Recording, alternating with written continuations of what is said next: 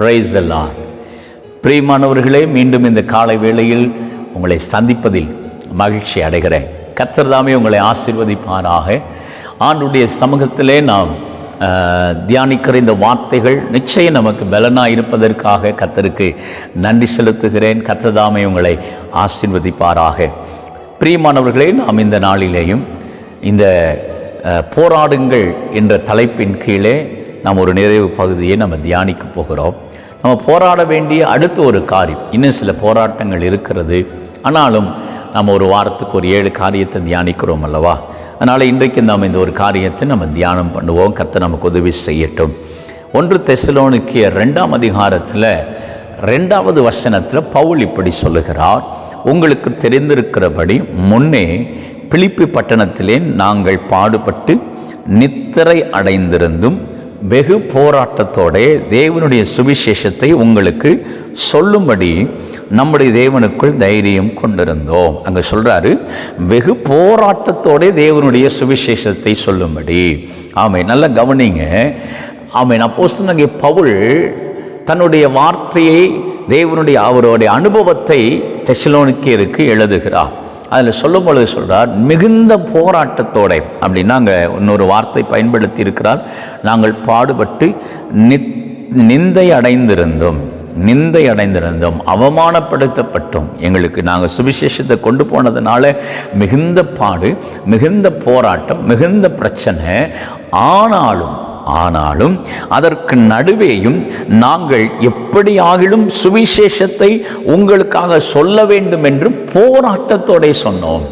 அப்போ நம்ம போராட வேண்டிய அடுத்த ஒரு காரியம் என்ன? சுவிசேஷத்திற்காக போராடணும். சுவிசேஷத்தை மற்றவர்களுக்கு அறிவிக்கிறதற்காக போராடுகிற இருதயம் நமக்கு தேவை. எனக்கு அன்பான தேவனுடைய பிள்ளைகளே, நாம் விளங்கி கொள்ள வேண்டிய ஒரு காரியம் என்ன? சுவிசேஷத்தை அறிவிக்கிறதுக்காக போராடும். சுவிசேஷம்னா என்ன?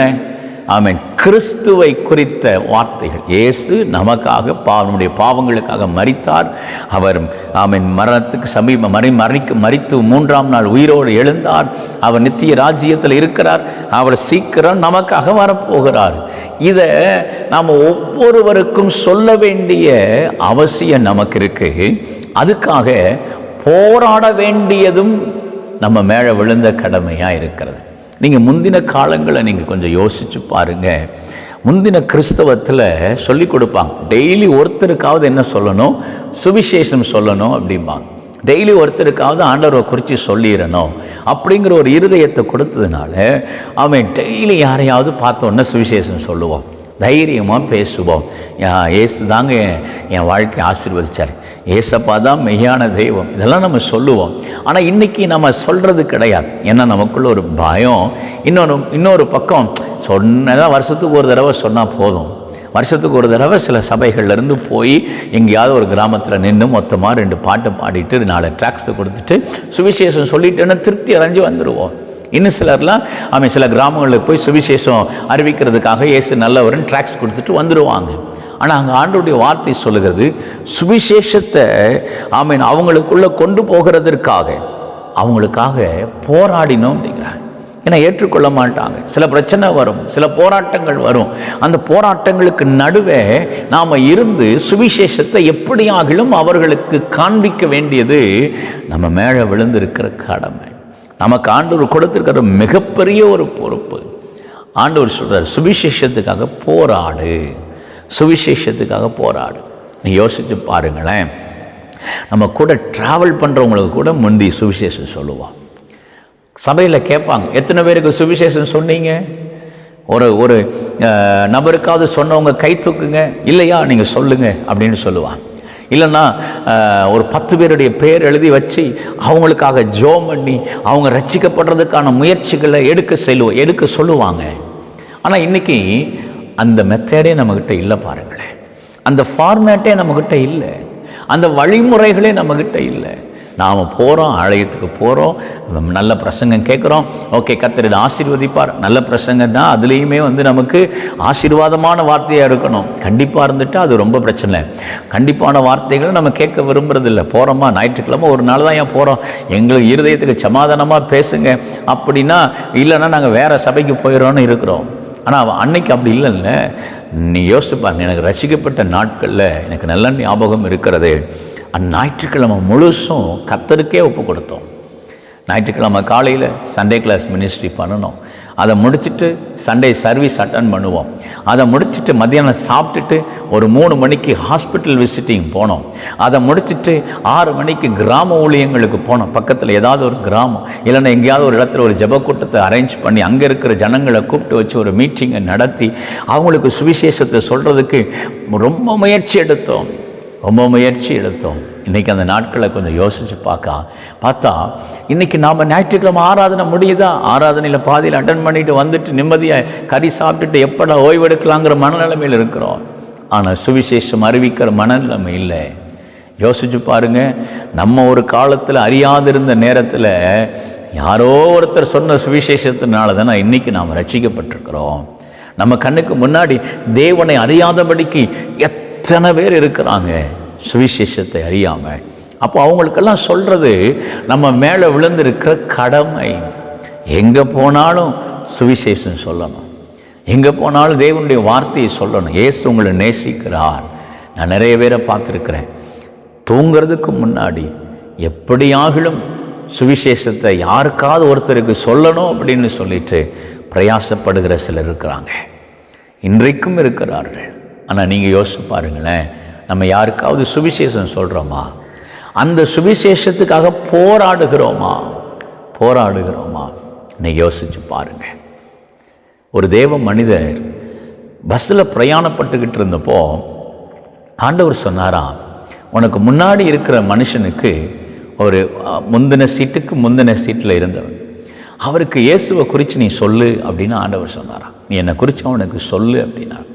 ஆனால் கூட்டமாக இருந்ததுனால அவர் யோசிச்சுட்டு அவர் ஏதாவது ரியாக்ட் பண்ணி என்னை மதம் மாத்திரம் அப்படி ஏதாவது சொல்லி பஸ்ஸுக்குள்ளே பிரச்சனையாகிடக்கூடாது அப்படின்னு சொல்லிட்டு அவர் சொன்னார், ஆண்டவரே நான் அந்த மனுஷனுக்கு சுவிசேஷம் சொல்கிறேன், ஆனால் நான் எப்போ இன்னொரு தடவை அவரை பார்க்குறேனோ அப்போ நான் சொல்கிறேன், பஸ்ஸுக்குள்ளே வச்சு வேண்டாம், வெளியே பார்க்கும்போது நான் சொல்கிறேன் அப்படின்னா.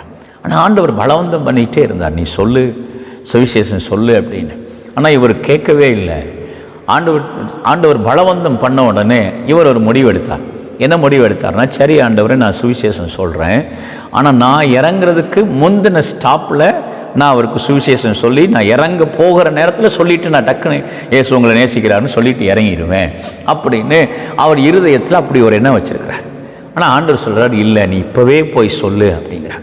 ஆனால் இவர் இருதயத்தை கடினப்படுத்திட்டு இருக்க, இவர் எங்கே இறங்கணும்னு நினச்சிருந்தாரோ அந்த ஸ்டாப்புக்கு 2 ஸ்டாப்புக்கு முன்னாடியே அந்த மனுஷன் எந்திரிச்சிட்டார். எந்திரிச்ச உடனே ஆண்டவர் சொன்னாரா, மகனே நீ அவனுக்கு சுவிசேஷம் சொல்லு அப்படின்னு. உடனே இவர் ஆண்டவர்கிட்ட சொன்னார், இல்லை ஆண்டவரே அவர் கிளம்ப போகிறார், இறங்க போகிறாரு, அவரை நான் தடுத்து நிறுத்தி ஒன்றும் சொல்ல முடியாது, இன்னொரு தடவை பார்க்கும்போது சொல்கிறேன் அப்படின்ட்டார். ஆனால் அந்த மனுஷன் வெந்திச்சு வெளியே பஸ் படிக்கட்டுக்கு போகிறார். ஆவியானவர் பலவந்தம் பண்ணுறார், நீ போ சொல்லு அப்படின்னு. ஆனால் அவர் இடம் கொடுக்கல. நடந்த சம்பவம் என்ன, அந்த பஸ்ஸு நின்று இந்த மனுஷன் காலை கீழே வச்ச உடனே வேகமாக வந்த ஒரு வாகனம், அந்த பஸ்ஸு நின்னதை சரியாக கவனிக்காதனால இடது பக்கம் எடுத்து வந்த வாகனம் இவர் பஸ்ஸை விட்டு காலை கீழே வச்சு இறங்கி நிற்கவும் அடித்து தூக்கி அந்த இடத்துலையே மரித்து போனார். இந்த ஊழியருடைய உள்ளம் நொறுங்கி போனது. இந்த மனுஷன் மரிக்க போகிறாருங்கிறதுக்காக தான் நான் முன்னாடியே ஆண்டவர் சுவிசேஷம் சொன்னார். ஆனால் சொன்னால் நிந்தை வந்துடுமோ, பிரச்சனை வந்துடுமோ, போராட்டம் வந்துடுமோன்னு சொல்லிட்டு நான் சொல்லாமல் விட்டுட்டேனேன்னு சொல்லி அவருடைய இருதயம் அங்கலாச்சி அழுது புலம்பி ஆண்டவர்கிட்ட மன்னிப்பு கேட்டாரா. ஆண்டவர் அந்த மனுஷன் மரிக்க போகிறான் அப்படின்னு தெரிஞ்சுதான் மரணத்துக்கு முன்பாக இயேசுவை அறிந்து கொள்ளட்டும்னு சொல்ல வச்சாரே. இன்னைக்கு யோசிச்சு பாருங்க, இந்த மாதிரி எத்தனை காரியங்கள் நம்ம கண்ணுக்கு முன்னாடி நடந்துக்கிட்டு.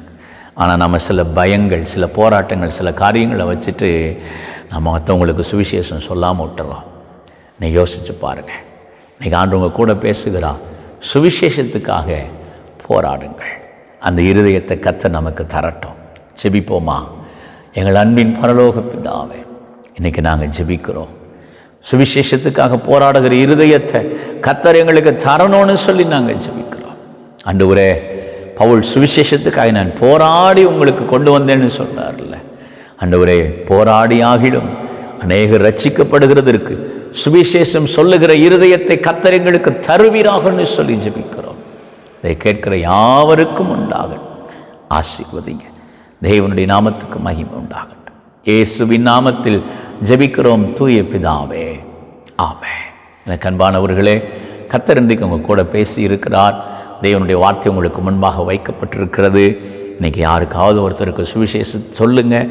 நீங்கள் சபைக்கு போகிற வழியிலேயோ உங்கள் கண்ணுக்கு முன்னாடி பார்க்குற யாரையாகிலும் கண்டு ஆண்டோடைய நாமத்தை குறித்து சொல்லுங்கள். அது உங்களுக்கு ஆசீர்வாதமாக இருக்கும். சுவிசேஷத்திற்காக போராடுவோம். கர்த்தர் உங்களை ஆசீர்வதிப்பாராக. God bless you. Amen. Amen.